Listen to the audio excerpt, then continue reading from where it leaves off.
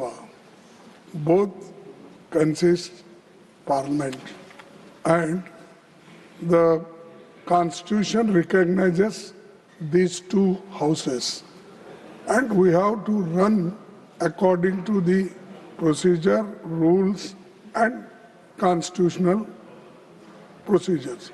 Therefore, I request you to run properly. We have to follow certain things, and that is what I said. Sir, leader of the opposition in the lower house. No. This will not go on record. We will not be able to discuss allowed to speak about the other house or the thing that cannot be taken into account. I have already quoted Jawaharlal Nehruji's quotation, what he said about that. So I am not allowing anything. Now we are going to question number 91. Dr. K. Lachmanji. Question number 91, sir. Honorable Minister. Sir, a statement is laid on the table of the House, sir. Now, Dr. Lachmanji, first supplementary, please. Sir, under the visionary leadership of our beloved Prime Minister Narendra Modi ji, the coal sector, public sector unions, public sector undertakings have recorded strong capital investment movement. During the first quarter of financial year 2025-26, PSUs together achieved about 114% of their targeted capital expenditure, reflecting timely and effective execution. Through Singareni College Company Limited, Telangana continues to benefit from sustained investments, employment generation, infrastructure development, strengthening both regional growth and national energies. Through you, sir, I would like to know, could the minister share the specific benefits, including infrastructure development, skill creation and employment opportunities that these capex initiatives have generated in coal production regions like Telangana, particularly in enhancing local economic growth and supporting community well-being? I am respecting him more than what you are. Don't try to teach the share. Don't try to teach the share. I know I am respecting him more than what you are respecting. I am always respecting him. Yes, sir. Please, Honorable Minister. Sir, capital expenditure at any given point of time in any particular sector, including the country overall, is a very good indication of the indicator of the kind of progress that is being made. Sir, I would like to reiterate what the honourable member has said insofar as the coal sector is concerned. Sir, the capital expenditure incurred by the public sector coal units. No, I will not allow you. I am not allowing you. Year on year, they no. have always succeeded in exceeding their targets. And last year, sir, it was 140% more than the targeted amount. Nothing should go on record. Nothing should go on record except the minister's answer. Sir, the issue today is that apart from the 31,000 crores of capital expenditure that has been incurred in fiscal year 24-25, we should see that it has gone up from 2020-21 when it was 17,500 crores. It has gone to 31,500 crores in these 2 years. Sir, in addition, the country has witnessed record production of coal. It has crossed 1 billion tons of coal production for the last time, and it has gone up from something like 500 million tons to over 1,000 million tons, sir. This has resulted in reduction of imports. Sir, apart from the capital expenditure incurred by the PSUs in the coal sector, I would also like to add that the budget which was presented by the Honourable Finance Minister indicated a massive increase in capital expenditure for the country overall. Sir, in 2014, the country's budget provided for something like 2 lakh crores by way of capital expenditure. Last year, sir, it had gone up to 11 lakh crores. And some people like me used to wonder, will we be able to absorb and spend 11 lakh crores? So this year, the capital expenditure has gone up to 12 lakh crores. Add to that, sir, what is made available to the states through the Finance Commission, and you will see that's another 4 lakh 50,000 crores. It's something like 17 lakh crores. Then you add the sectoral capex by the PSUs. You have 30,000, 31,000 crores by the coal PSUs. Sir, in my own sector, the oil sector, the OMCs, our PSUs are called oil marketing companies. You should they are, sir, maintain also the discipline incurring 1 in lakh, the house, then I am 1 crore allowing 20 anything. lakhs, You don't have that 1 lakh discipline. 20 crore by way of capital. So it's a massive amount of capital expenditure which is being incurred in the country. Sir, this sustained overachievement from targets, despite coal sector being marred with various bottlenecks, makes the coal sector PSUs amongst the top performing PSUs in the country. Sir, insofar as the state of Telangana is concerned, as my honorable members asked, one of the companies there, which is a PSU, is incurring at an annual 1,600 crores a year by way of You please go back to your seats. capital expenditure. This results in both direct and indirect employment. In fact, some various sums have been done. No, please, whereby- kindly go back to your seats. Continue. Honorable Minister, you please continue. Sir, whenever capital expenditure is incurred, no matter in which sector, infrastructure is built, modernization takes place, jobs are created directly and indirectly. In the case of the facility in Telangana, sir, I think if I remember correctly, they are employing 42,000 people directly and another 16,000 or so by way of contract workers. So it is direct and indirect employment. Sir, in capital expenditure, you used cement, steel, so the production goes up, employment there goes up. All in all, I can say, sir, that overall in the country, you can see, apart from the central government's allocation of capital expenditure, which has gone up to 12.2 lakh crores, what is going to the states through the Finance Commission, another 4.5 lakh crores. What is being done by the companies in the coal sector, sir, 31,000 crores. And I would also like to add, sir, 18% of the coal production in the country is in the private sector. They are also incurring capex. So it's a situation in which the capital expenditure is contributing to the overall economic activity in the state, in the country also overall.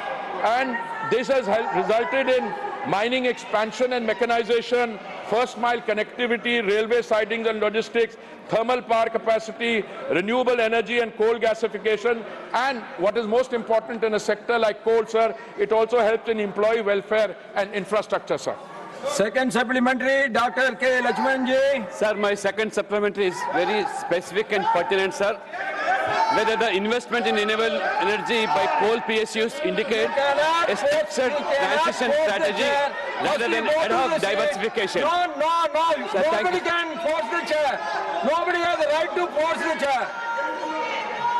Sir, I think it's a very relevant question which the honourable member has asked, and I think the answer is also very clear, sir. In a sector like coal, Nothing will go on record except the minister's answer. Sir, in a sector like coal, one has to ensure both safety, the cleaning of the current processes, and then also last mile connectivity and also then transition, sir. And I think it's a very relevant question is asked, sir. In the diversification into renewable energy, the coal PSUs have already installed about 2 gigawatts of renewable energy capacity and have a strong pipeline of about 22 gigawatts across solar, wind, hybrid and solar projects. The NLCIL, Neyveli Lignite, leads with 1.6 gigawatts installed renewable capacity, over 2 gigawatts under implementation, and a long-term plan of 10 gigawatts by 2030. Also, sir, NLCIL, that's in Neyveli Lignite, CIL, is the first central PSU to cross 1 gigawatt and has achieved net zero. Also, sir, the same company is developing a 250 megawatt or 500 megawatt edge battery energy storage system. Sir, I could go on giving the contribution that the coal sector companies are doing for energy diversification. But I think this is captured and it is leading to transition. But clearly, sir, in a country which is on the move, if you look at the sustainability transition, sir, when the Honorable Prime Minister assumed responsibility in May 2014, we were only blending 1.4% of biofuels. Today, it has come to 20% biofuels. If you look at the area of green hydrogen, sir, we have a target of 5 million 5 million tons by 2030, and I believe even that will be met. So the question that the honourable member has asked and the details I've given about the green energy, or rather this diversification into renewable energy, these are all very valid. I personally feel, sir, there was a debate when you said close down coal, close down fossil fuel. There was an international thing that, we should move straight to renewable energies. But, sir, to move from the current situation to renewable energy, which must be available, and I have seen global estimates, sir, whether it's in the International Energy Agency or the BP Outlook, they say that our coal demand is going to increase in the next few years. In fact, it's saying by 2030 or so, it should go up by 17%. So while simultaneously we are cleaning the processes in coal, simultaneously whilst we are producing more, saving foreign exchange, we are also doing green energy movement into solar energy. There is also a lot of work being done on coal gasification, coal bed methane, and the other areas. I thank you, sir. Third supplementary, Dr. Lakshmikant Vajpayee ji. माध्यम से माननीय मंत्री से जानना चाहता हूं, what is the capital expenditure performance of the coal PSUs over recent year, and how the Ministry of Coal stands in the comparison of other ministries in terms of capex achievements? Honourable Minister. Sir, insofar as the coal ministry is concerned, sir, with all humility, I say that I'm standing in for my colleague, Shri Kishan Reddy ji, who couldn't be here today. I want to pay him a compliment that in relation to the other ministries, the coal ministry has done very well. It has incurred 31,500 crores of capital expenditure, very good. But, sir, with all modesty at my command, the coal sector is very different from others. So I should not compare that with the capital expenditure which my ministry, Petroleum and Natural Gas, the ministry with which I'm associated, ours is higher. It's about 4 times, 1,20,000. But, sir, our operations are much larger. And I think it's very creditable for the coal ministry to have 31,000 crores as capital expenditure, and it is visible. It is visible in the last mile connectivity. It is visible in the railway processing. It is visible in the solar energy transition that they're making. Their companies, there are only 3 companies, sir, as far as I know, and all 3 of them are doing very well on capital expenditure. And to answer my colleague, the honourable member, they are doing very well in comparison to other public sector companies which are under different ministries. Yeah. Fourth supplementary, Shriman Brijlal ji. Thank you, Chairman, sir. My question from Honourable Minister, whether the investment in renewable energy by coal PSUs indicate a structured transition strategy rather than an ad hoc diversification. Thank you, sir. Honourable Minister. Sir, it is a structured strategy. What invariably happens, sir, is that all PSUs, the ones I am familiar with, which are dealing with the energy sector, they declare a date for net zero. The companies with which I am more familiar, like the oil marketing companies, they have about a net zero target by 2040 or 2045. So when you adopt a strategy, it has to lead in that direction. That you start a process now. Now I know in the coal sector, some of those net zero targets are a little closer. They are in 2030. So if you look at the overall figures, they may appear small now. But, sir, if you look at the solar energy supply chain, it also is very cumbersome.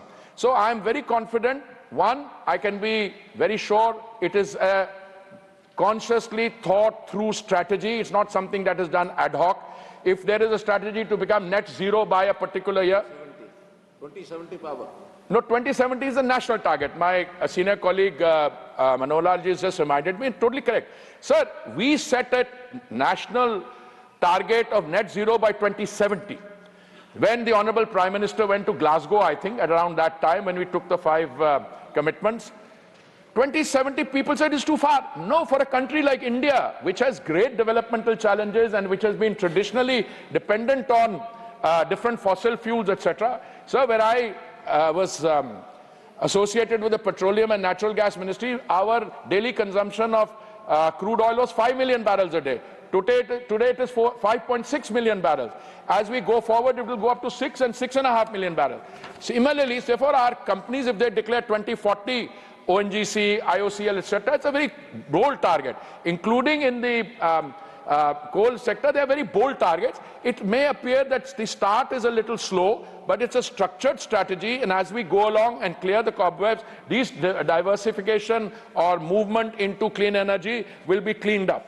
They have always, all of them have been very consciously, whether even if a company is located in Telangana, it's not that it is doing capex in Telangana and providing jobs, 1,600 crores, but this company is also doing solar projects in the rest of the country. Thank you, sir. Fifth supplementary, Ms. Dolasanji. Thank you, Chairman, sir, for giving me chance. Sir, through you, I want to communicate the Union Government Treasury Bench that coal is our national asset, but they are trying to disinvest and privatize badly this coal sector and the coal PSUs by any means according to their policy decision. I want to ask that whether it's Atmanirbharata at all, where our national assets are being sold to corporates and the foreign companies even, and it's affecting the nationalized coal industry and coal PSUs and the workers as well. How much capital expenditure and clean energy investments you do for coal PSUs, that doesn't matter. Thank you, sir. Honorable Minister. Sir, I am very intrigued when I have a question which is both a question and then there is an answer in the tail which says how much capital expenditure you do, it doesn't matter. But there are some other aspects to which my honorable colleague and friend has referred to, that national assets are being sold to corporate this thing. No, 1 minute, let's slow down. If there are 3 PSUs, one is called Coal India Limited, the other one is Singaneri Collieries and Coal and Colliers, the third one is Neyveli Lignite. Are these foreign corporate assets? So these are owned by our own people. And they are the people who are doing this thing. They are the ones who are doing this thing. Insofar as the coal sector is concerned, I must say, my little education in the last 2 days, it's not just the coal PSUs which are doing this thing. There are also private sector people who are running. There are about 86 private projects which are going.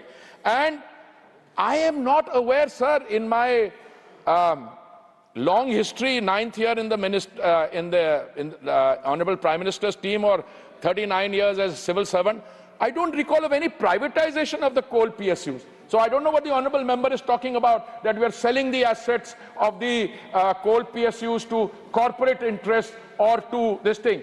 Yes, a little bit of illegal mining, not little, quite a lot of illegal mining takes place. That is in spite of us. That is, people go elsewhere. But now land is a state subject, sir. But because of the inherently dangerous nature of coal mining, which is below ground, etc., a centre's clearance is required. So I want to categorically state the central government has not, and I say it categorically with my limited knowledge of the sector, we have not sold any assets to corporate entities. I don't recall, I don't think there's ever been a privatization of coal PSUs, etc. And the 3 of them, CIL and LCL, etc., they have all been working and their capital expenditure targets have gone up. So in one case, last year it had gone up by 140% over the existing target, and I also gave the figures in reply to an earlier supplementary how it has increased from 22, 23, etc. So I think it's a happy story in the coal sector. Yes, we should do away. I mean, she referred to coal as a national asset. Well, if you're an environmentalist, you should say, but slowly use your coal, produce more, which we are doing. We are importing less. We are saving 60,000 crores, I think, on foreign exchange because of lessening of imports. And today we are in the happy situation. We are also making the transition to solar energy and other cleaner energy, sir. Now question number 92, Sriman Rajendra Gupta ji. Not present. The third supplementary, Dr. Ajit Kopchade ji.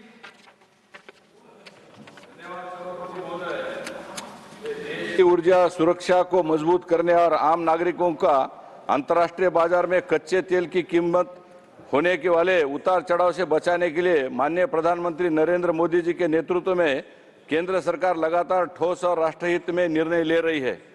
मैं माननीय मंत्री जी को ये पूछना चाहता हूं कि क्या सरकार ने भविष्य में सरकार कच्चे तेल के रणनीतिक भंडार की तरह द्रवीकृत पेट्रोलियम गैस जिसे एलपीजी कहते हैं उसके लिए रणनीतिक या बफर भंडारण की व्यवस्था विकसित करने का कोई निर्णय लिया है और ऐसा कोई प्रस्ताव विचाराधीन है और रणनीतिक पेट्रोलियम भंडारों का उपयोग अंतर्राष्ट्रीय कच्चे तेल की कीमतों में उतार चढ़ाव के प्रभाव को कम करने के लिए क्या किया जा रहा है? यदि हाँ तो आम उपभोक्ताओं के हितों को ध्यान में रखते हुए एलपीजी, पेट्रोल और डीजल की कीमतों को नियंत्रण में रखने के लिए माननीय मंत्री जी और मंत्रालय द्वारा वर्तमान में कौन-कौन से ठोस और दीर्घकालिक कदम उठाए जा रहे हैं? Honorable Minister. Sir, the specific question, start question priority 2, is on the issue of our strategic petroleum reserves. Sir, for any country, and particularly a large country like India, and a country which is growing at a phenomenal pace, the economic growth, one quarter it was 8.2%, sir, previous quarter it was 7.8%, and according to the IMF, which has enhanced our expected rate of economic growth from 6.6 to 7.3%, the country must have a very viable and secure reserve so that in the case of global turbulence, etc., we should not be found in a vulnerable situation. Fortunately, sir, India has a vast coastline, both on the west and the east. We have several refineries in the west coast, sir, starting with Nayara, RIL in Jamnagar, Mumbai. We have Mangalore, we have Kochi on the western coast. We have Chennai, Tatipaka, Vizag, Paradeep, Barauni, Haldia on the eastern coast. Sir, according to the International Energy Agency, and I'm only mentioning the vast coastline and our this thing, because today we are the world's third largest consumer of crude oil. We have the world's fourth largest reserve, refining capacity, currently around 260 million metric tons per annum, going on to 320 million metric tons per annum. And we are also the world's fifth largest exporter of petroleum product. Now, the strategic petroleum reserve is designed to ensure that in case of total global turbulence, in case supplies cannot reach either from the western coast or the eastern coast, we must have enough stock left in order to meet that. Now, fortunately for India, sir, we are also a domestic producer.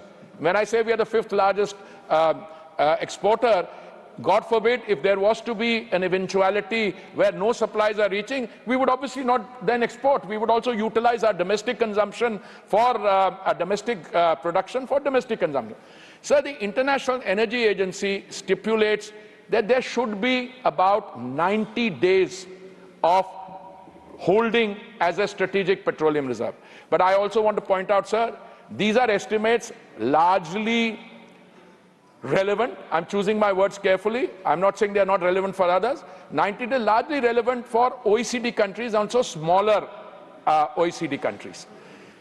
You know, when there was a global crisis and there was total volatility, the IEA, International Energy Agency based in Paris, it stipulated that countries which had large reserves, they should release some in order to stabilize the global price. So which are the countries which release stocks in differing quantities from their stocks? One was the United States, the other was India, and third was China, and the fourth, I think, if I recall correctly, was Japan.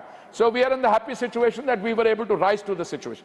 Today, sir, we calculate our reserves, not only what is in the caverns, and these are in 3 places. I can't go into precise details, although some people speculate. They are in the states of Andhra Pradesh, in the state of Karnataka, and the third one we are hoping to get started, sir, in Odisha soon. Together, if you look at the reserves in the caverns and what is held by us in our refineries and what is on floating platforms at our ports, together and our products, it comes to 74 days. Ideally, it should be 90, but I feel at least as the line minister safe with something like 74 days, and going forward, we can even consider raising it. The honourable member also raised the issue of price volatility. Sir, this particular question relates to the period 2015 to 2022. So that period between 2015 and 22 is the pre-COVID period. And it also covers the COVID period and till 2022, when COVID was mercifully on its way out. Sir, we filled the current stock at that time, at 2015 to 22, at prices, which I may say, because normally we don't discuss the price at which we buy oil, at roughly 50% of the prevailing price today, which is, sir, very creditable. Because you bought it at 50% of the correct price. Now, you would be making a mistake if you were to buy crude at a price and then, it drops, and then you'd say, well, you've made a mistake. You should have waited to buy. So there is always a balance involved. I'm very happy to inform this House through you, sir, that we have been able to weather the international turbulence thanks to the far-sighted and visionary policies of the Honourable Prime Minister. We have been able to ensure availability, affordability and sustainability, the trilemma of energy. And today, whether it is a question of biofuels, a reference was made in the question also to liquefied petroleum gas, our production is going up. We are also signing international arrangements. When the president of the UAE, he was here recently, sir, we signed another deal with them. We are importing about, I think, $9 billion worth of natural gas from them. We are also importing from Qatar, from other countries. Also, sir, we have a situation on petroleum gas, liquefied petroleum gas, which is a cylinder gas, which is a product of a refinery. We also signed an agreement with the United States, sir, for buying 10% of our requirements from there. So overall, sir, the strategic petroleum reserve is a very important component in our economic security. And economic security means that a democratically elected government, and the Prime Minister feels particularly responsible to the common man, the Aam Aadmi, that the prices should be at lowest level, and they are lower today than in most parts of the world. In fact, cooking gas has been supplied, I got the note in hand, cooking gas, which is in cylinder, sir, there was, in 2014, we had 14 crore connections. And if 1 crore connection is for a family, it's gone up to 33 lakh connection. And if there are 4 people in a family, we've virtually saturated the country. In addition to that, that is being supplied to Ujjwala beneficiaries, sir, for as little as 5 rupees in a day. And if the beneficiary is not an Ujjwala beneficiary, but a non-beneficiary, he or she is also getting it in his or her kitchen for as little as 13, 14 rupees per day.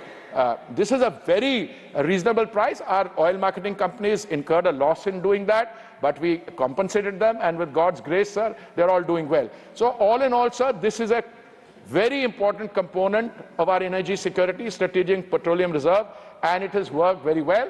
The 74 days of stockholding we do, sir, we just don't keep it there. 50% of it is also available for trading.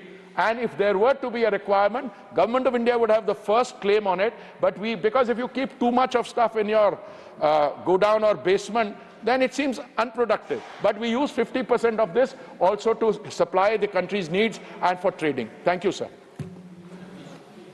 Next supplementary, Shriman Mastan Rao Yadav Bidaji. Thank you for giving me opportunity to raise a supplementary question, sir.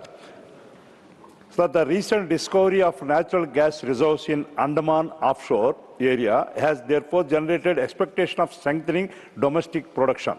In this context, I would like to ask the Honourable Minister through you, sir, whether any timeline has been set for the full appraisal of these reserves and be brought into production so that the development process can be commenced with the aim of reducing import dependence from other countries, sir. Thank you, sir. Honourable Minister. The honourable member for asking this question. Whenever a petroleum natural gas minister appears for an examination, he is hoping this is a question which is asked, because it also provides us an opportunity. But before I go to the Andaman Nicobar Islands discoveries or the Krishna Godavari bases or Mumbai High, I just want to make a few comments by way of an introduction. Sir, petroleum and natural gas exploration and production is by definition a long-term process. It has a big gestation period and it is heavily capital intensive. In the years between 2006 and 16, sir, when another government was in office, no work was done on exploration and production, sir. We were in the unhappy situation that people used to give us pious homilies and preach, why do you want to do E&P? There is enough gas and oil available in the global market. It's cheaper to buy. Sir, I don't like to use language like this, but it is very, very clear that these were people representing some other interest. They did not have the national interest at heart.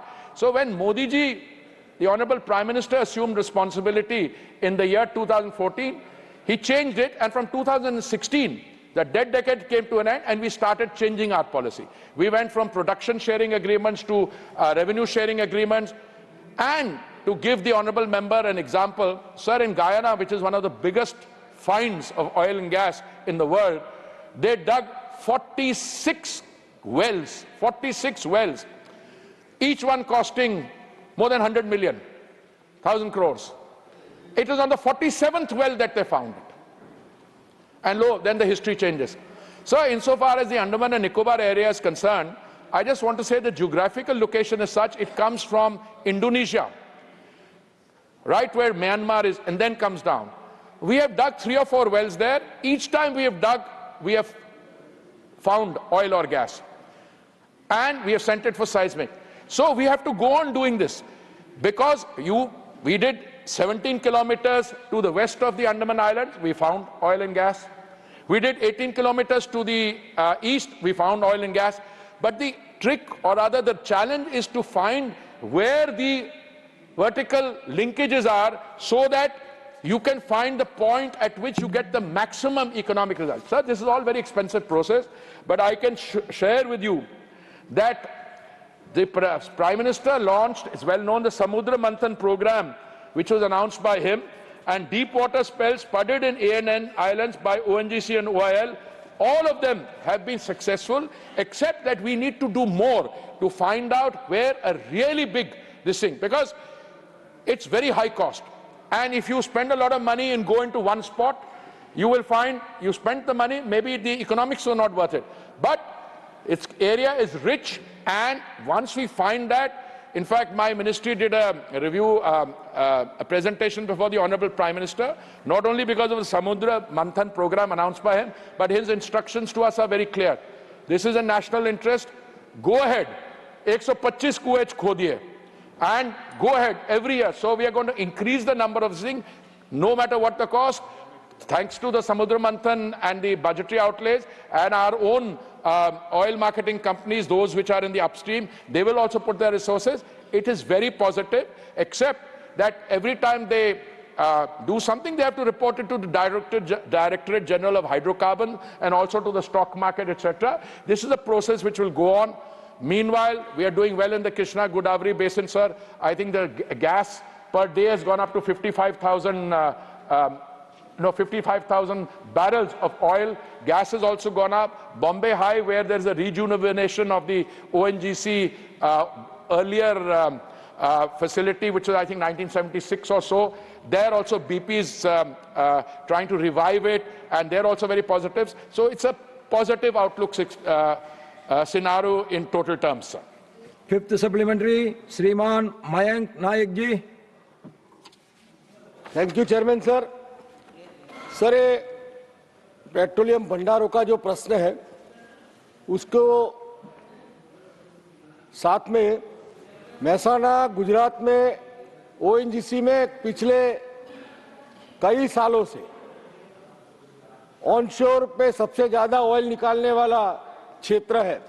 पूरे उत्तरी गुजरात में मेहसाना, पाटन, बनासकांठा, गांधीनगर, साबरकांठा, ये सभी जिलों में सबसे ज्यादा oil crude निकलता है। मेरा माननीय मंत्री से पूछना है, क्या सरकार द्वारा उसी क्षेत्र में कोई इंडस्ट्री, कोई रिफाइनरी लगा के वहां के लोगों का रोजगारी मिले, ऑयल वहां से पाइपलाइनों के द्वारा दूसरी जगह पे रिफाइनरी में जाती है तो वहीं डाल के जो जाने का खर्च है वो भी सरकार का बच सके, और उस क्षेत्र में जो डेवलपमेंट और इंडस्ट्री लेवल में पिछड़े हुए हैं, पाटन, बनासकांठा वगैरह में, तो वहां ऐसी इंडस्ट्री और रिफाइनरी डालने का माननीय मंत्रालय का कोई विचार या सोच है, वो आपके माध्यम से मैं जानना चाहता हूं। Sir, I have a map of It's not India. belong to you or our party.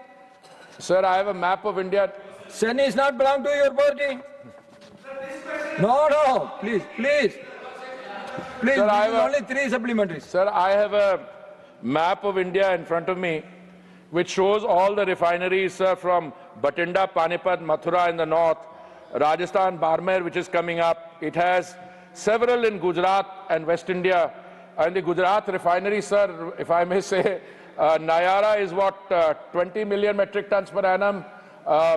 The Reliance in Jamnagar, one of them is 35 million metric tons, and the other one is 33. Then you go to Mangalore, Kochi, Chennai, Trivandrum, all over the country.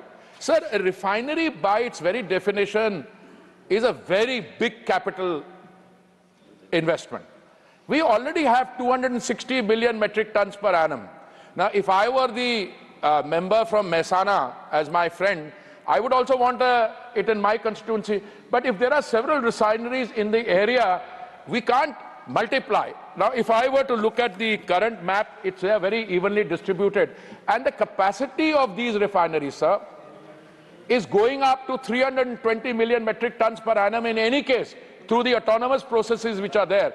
And the kind of plans that I hear from our industry, they in fact show that it will go up to 400 million metric tons per annum or even higher.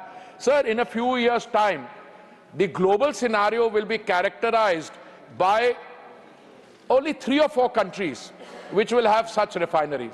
India is already the world's 4th largest refiner.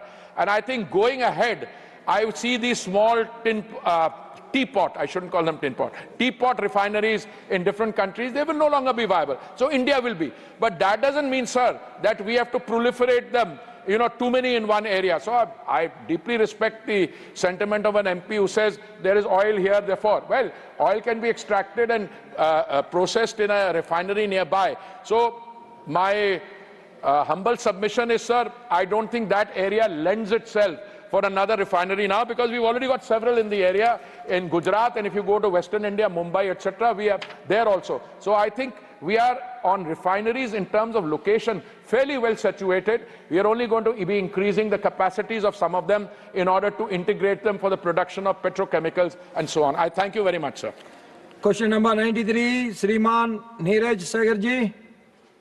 प्रश्न संख्या 93. Honorable Minister. It is laid on the table, sir. The first supplementary, Sriman Neeraj Sagarji. सभापति जी, प्रधानमंत्री Awas Yojana urban के तहत सरकार ने करीब 1.25 करोड़ शहरी आवास बनाने का अपना गंतव्य रखा है और उसमें से करीब 90 लाख आवास बन चुके हैं मार्च 2025 तक। इसके लिए मैं माननीय प्रधानमंत्री और माननीय मंत्री जी को बधाई देता हूं।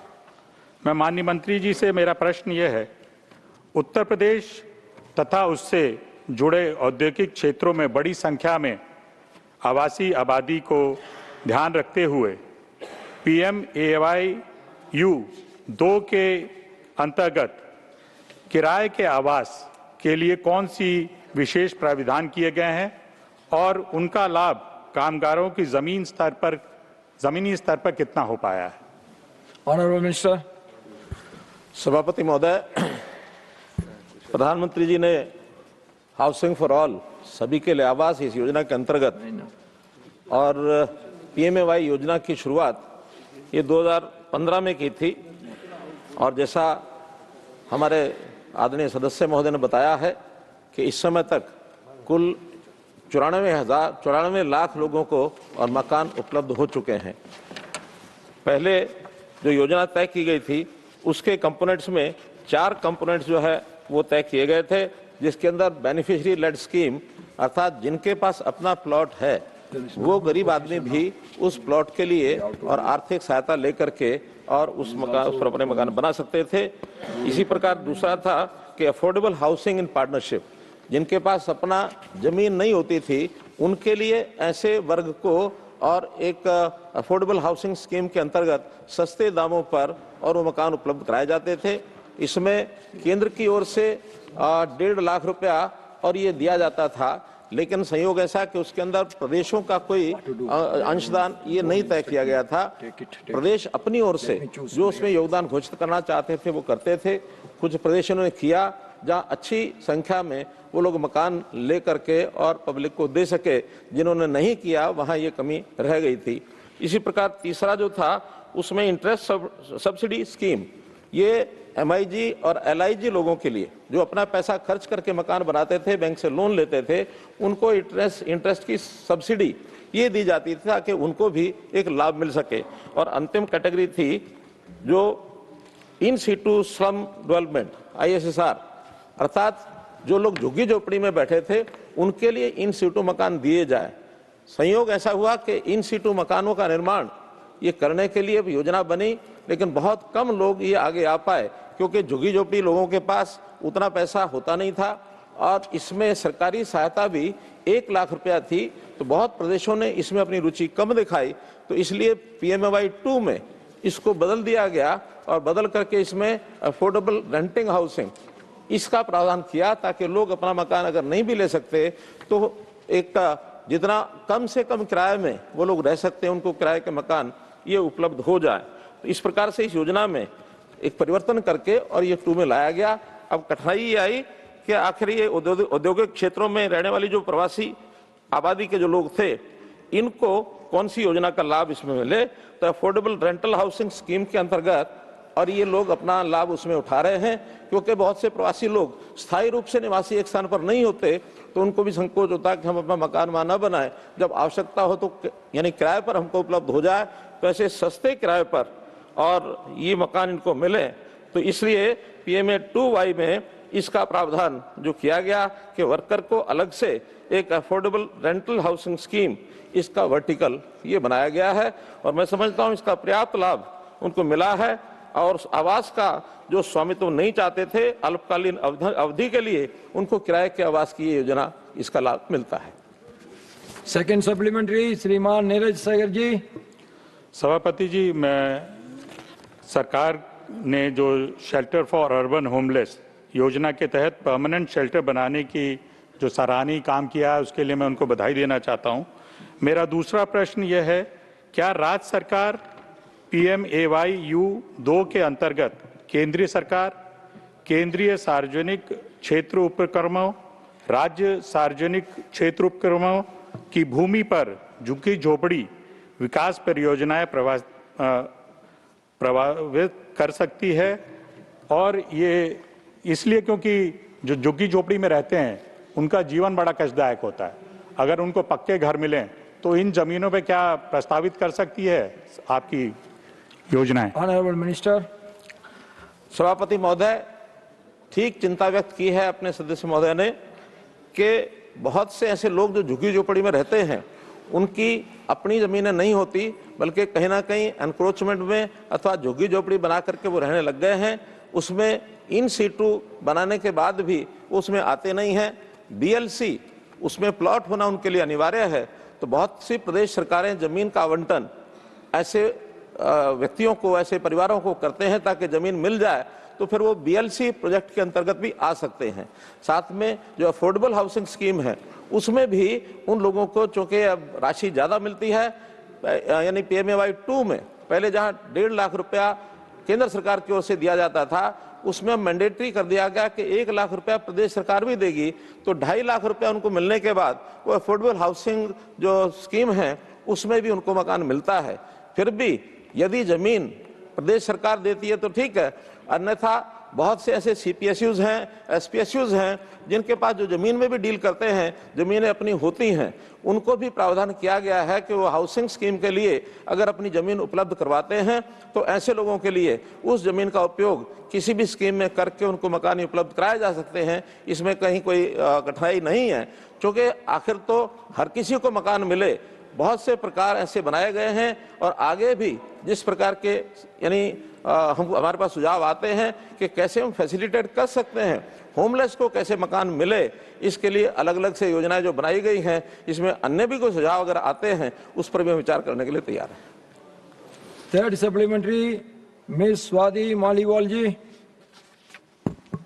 Thank you chairman sir. Sir, JNNURM scheme के अंतर्गत केंद्र सरकार और दिल्ली सरकार ने हजारों करोड़ों की लागत से दिल्ली में 52,344 फ्लैट्स गरीबों के लिए 2016 में बनाए, लेकिन सर आज तक इनमें से दिल्ली सरकार ने सिर्फ 4,871 फ्लैट्स ही गरीबों को आवंटित किए, बाकी सारे घर पड़े पड़े खंडर बन गए।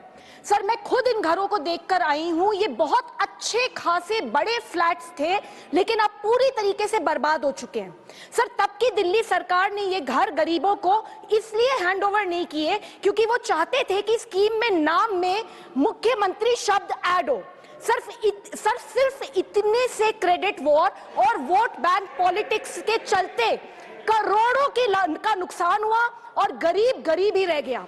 Sir, I want to ask the Honorable Minister whether the government is planning to register an FIR against the then Delhi government for blatant wastage of government funds. Also, अब उनके कोई plans है इन flats को ठीक करके गरीबों में आवंटित करने के लिए? कब तक सर ये flats, अच्छे खासे flats ऐसे ही पड़े रह जाएंगे? Thank you, sir. Honorable Minister. सभापति महोदय, ये बात ठीक कही हमारी सदस्य महोदया ने कि 2012 में इस स्कीम के अंतर्गत JNNURM के मकान बनाए गए थे। इसमें प्रदेश सरकार का भी अपना रोल था, केंद्र सरकार का भी उस समय का रोल था, लेकिन मुझे हैरानी है इस बात की कि 2012 के बनने के बाद भी प्रदेश सरकार आखिर 10 साल 12 साल मुझे ये कहने में थोड़ा संकोच हो रहा है कि हमारी बहन सदस्या उसी पार्टी के साथ हुई सरकार के साथ शामिल थी, लेकिन आज इनकी भी इच्छा है कि उसकी कोई इंक्वायरी कराई जाए और कमेटी बैठा करके जो दोषी लोग हैं वो उनके खिलाफ कार्रवाई करनी चाहिए। वो मकान पड़े पड़े बिना आवंटन के और मुझे लगता है शायद 30,000 से भी ऊपर वो मकान आज भी हैं, 48,000 मकान आज भी हैं और उसमें इतने सालों के बाद वो खंडर भी हो चुके हैं, कई जगह रहने लायक नहीं है। अब उसकी मुरम्मत कराने के लिए दिल्ली सरकार आगे आई है कि जाके जो झुग्गी झोपड़ी के लोग उसमें जाकर रहना चाहते हैं, इस लेवल के बनते हैं, उनको तो वहाँ रखा जाएगा और जो लिवेबल नहीं है उसकी जांच करा करके उसको तोड़ करके नए सिरे से बनाया जाएगा। बाकी जैसा सुझाव इन्होंने दिया है इस पर विचार करेंगे कि उसके दोषी के खिलाफ कार्रवाई क्या करें। फोर्थ सप्लीमेंट्री, श्रीमान सुभाषिष कुंदिया जी। जय Jagannath. Thank you chairman sir. मैं आपके माध्यम से माननीय मंत्री जी से पूछना चाहता हूं कि उड़ीसा को प्रधानमंत्री आवास योजना में कितने फंड्स एलोकेट किए हुए हैं और उनमें से कितना यूटिलाइजेशन हुआ है? Thank you. Honourable minister. अध्यक्ष महोदय,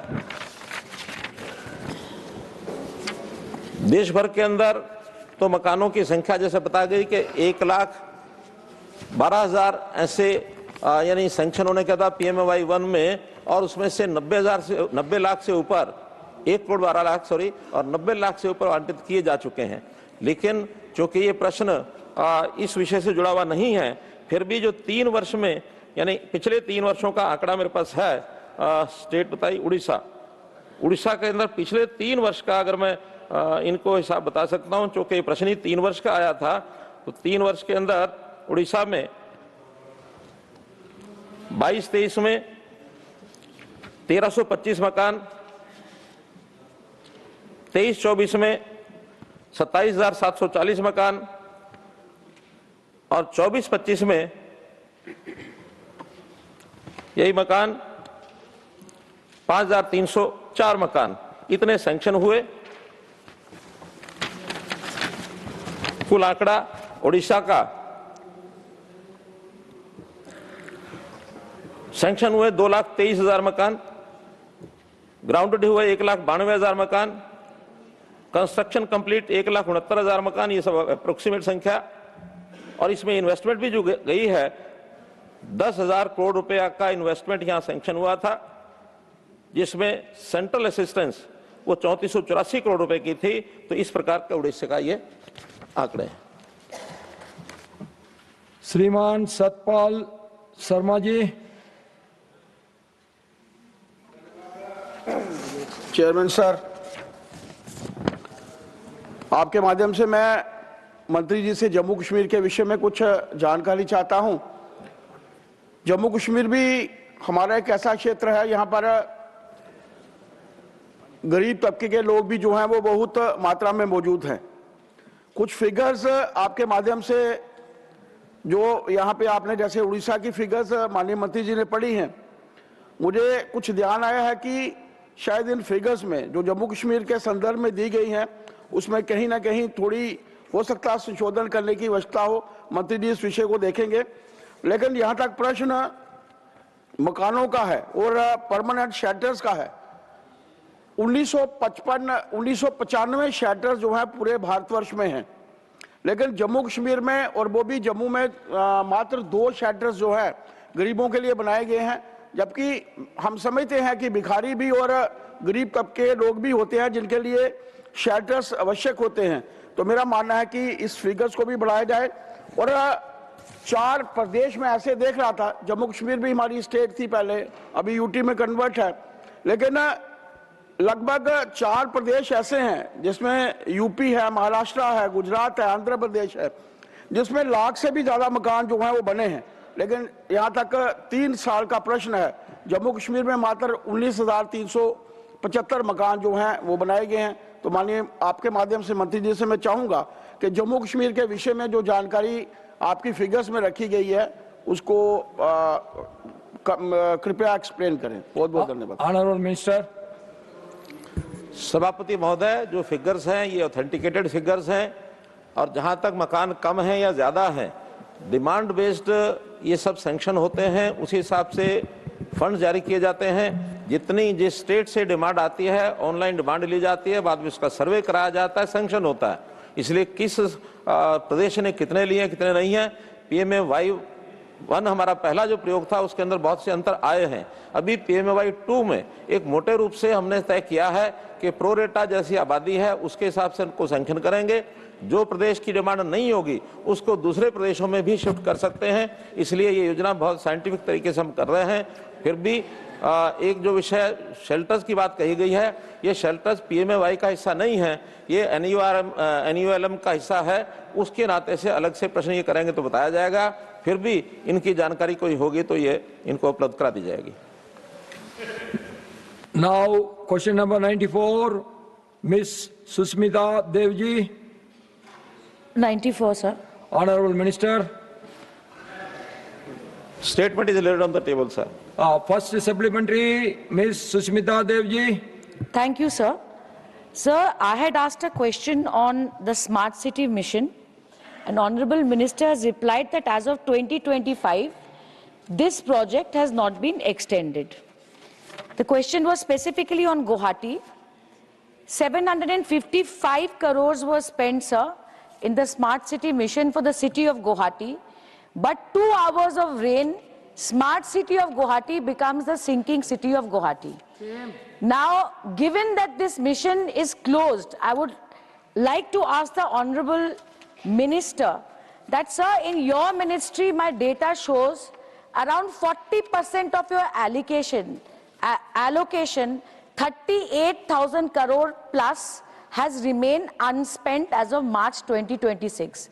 Sir, is there any proposal from the state government of Assam to fix the serious menace of flash floods in Guwahati, because it has taken the life of a young boy called Avinash in 2024? Thank you, sir. Honorable Minister. सभापति महोदय, ये जो आंकड़ा बताया जा रहा है, इसमें मालूम नहीं कहां से आंकड़ा लिया है। गवर्नमेंट ऑफ इंडिया की फंडिंग 48,000 करोड़ ये इसके अंदर फंड जो है सैंक्शन किए गए, जिसमें 47,458 करोड़ रुपए के जो सिटीज के जो खर्चे हुए हैं वो स्टेट्स ने क्लेम कर लिए हैं। और इसमें यूटिलाइजेशन का जो जिनके यूटिलाइजेशन सर्टिफिकेट आ गए हैं 46,231 करोड़ रुपया ये भुगतान किया जा चुका है 15/1/26 तक। इसलिए इस आंकड़े को थोड़ा ठीक कर लें। जहां तक किसी भी प्रोजेक्ट का विषय है, ये प्रोजेक्ट जैसा मैंने बताया कि पहला तो स्मार्ट सिटी मिशन, इसके प्रोजेक्ट्स एक डेमोन्स्ट्रेटिव होते हैं, एक छोटे पार्ट में इनका काम किया जाता है, क्योंकि टोटल बजट 50% केंद्र का 500 करोड़ रुपया, 50% प्रदेश का यानी 500 करोड़ रुपया, और पहाड़ी राज्यों को 50% 500 करोड़ के साथ 50 करोड़ रुपया, 10% ऐसे 550 करोड़ रुपया। इसमें पूरे शहर की योजनाएं तो सब नहीं बना सकते, फिर भी इसमें यानी hundreds of schemes for their, जिनको वहाँ की स्टेट ने चयन करना था कि कौन से इसमें स्कीम में हम लगाना चाहते हैं। वाटर के ऊपर लगाना चाहते हैं वहाँ लगाएं, टेक्नोलॉजी के विषय पर लगाएं वहाँ लगाएं, और इसमें भी 3 प्रकार का उसमें मॉडल दिए गए थे। एक है सिटी इंप्रूवमेंट में रेट्रोफिटिंग मॉडल, जो 500 एकड़ की सिटी में यानी एक लार्ज बेस एरिया उसके अंदर लागू किया जा सकता है।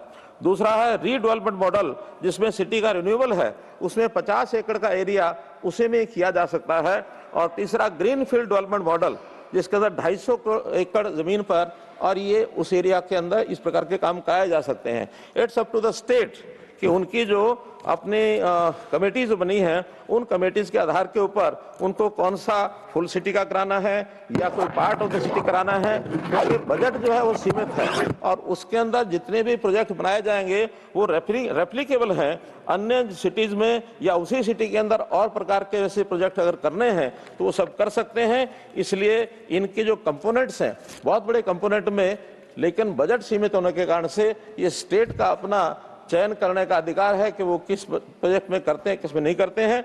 फिर भी गुवाहाटी के अंदर क्या क्या काम हुए हैं ये सब उत्तर में बताए जा चुके हैं। Second supplementary Miss Sushmita Dev ji. Thank you, sir. Sir, 65% of the population of the northeastern states live in the state of Assam. Given that Smart City Mission is now a closed project, I would like to ask Honorable Minister that will other towns and cities like Dibrugarh, like Silchar, get the opportunity like a Smart City Mission project to build infrastructure?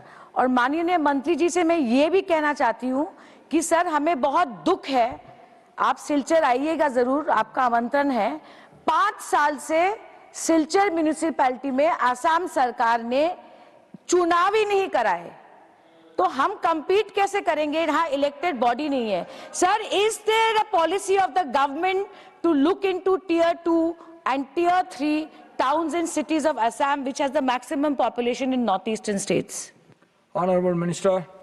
सभापति महोदय, विषय केवल smart city mission का है और ये smart city mission number of cities, कौन कौन सी सिटी होंगे ये बिल्कुल तय कर दिया गया था। 100 सिटीज का चयन किया गया था। ये काम केवल इन 100 सिटीज में था और ये दिसंबर 2025 तक इसके सब प्रोजेक्ट्स केंद्र सरकार की ओर से जो बजट फंड जाने थे चले गए थे। ये स्कीम अब बंद हो चुकी है और इस नाते से आगे इस स्कीम के खुले ना होने के कारण से नई सिटी का तो इसमें कुछ शामिल होने का कोई विषय है नहीं। अन्य शहरों में जिस प्रकार के काम हैं, बहुत सी हमारी योजनाएं हैं, उसमें अमृत स्कीम भी है, उसमें पीएम हाउसिंग PMAY भी है, ऐसे ही स्वच्छ भारत मिशन है या NULM है, बहुत सी स्कीमें हैं। और अब अर्बन चैलेंज फंड के नाम से 1 लाख करोड़ रुपए का सैंक्शन ये भारत सरकार ने अपने पिछले वर्ष के बजट में घोषित किया था, उनके फंड्स भी जाएंगे। तो अन्य शहरों में जिस इंफ्रास्ट्रक्चर का इस बार के बजट में 11 लाख करोड़ रुपया इंफ्रास्ट्रक्चर का किया है, ऐसे ही सिटी इकोनॉमिक रीजन में हर यानी रीजन को 5,000 करोड़ रुपए इंफ्रास्ट्रक्चर का घोषित किया गया है। तो जिन शहरों में काम कराना अगली योजनाओं में कर सकते हैं, लेकिन स्मार्ट सिटी मिशन जितने काम होने थे सब हो गए हैं, उसमें कहीं किसी प्रकार का और आगे कोई योजना नहीं है। थर्ड सप्लीमेंट्री श्रीमान कार्तिकेय शर्मा जी। धन्यवाद चेयरमैन सर। मैं स्मार्ट सिटी मिशन के तहत केंद्र सरकार ने SPVs यानी कि स्पेशल पर्पस व्हीकल्स के भविष्य और ICCCs यानी कि integrated command and control centre के ऑपरेशन एंड मेंटेनेंस के लिए क्या कदम उठाए हैं? Honourable minister.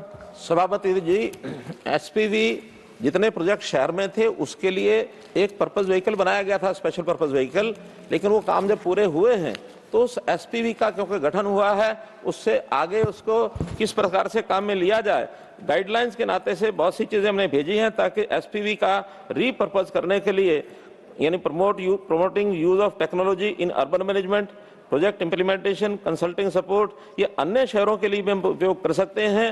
इनको और आगे Now the बढ़ाने House के लिए stands adjourned to meet at 2 p.m.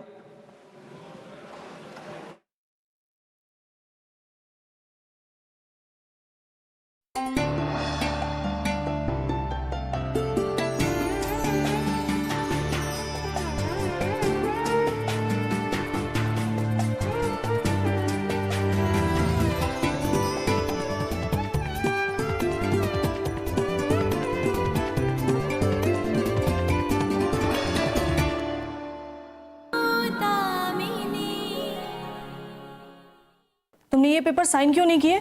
मैं खुद को नहीं बचाना चाहती, इसलिए मैं ये साइन नहीं करूंगी। तो जिंदगी भर जेल में सरोगी क्या? एक नहीं, 4 केसेस है तुम्हारे ऊपर। And Nancy is also a good-hearted girl. She is patient also.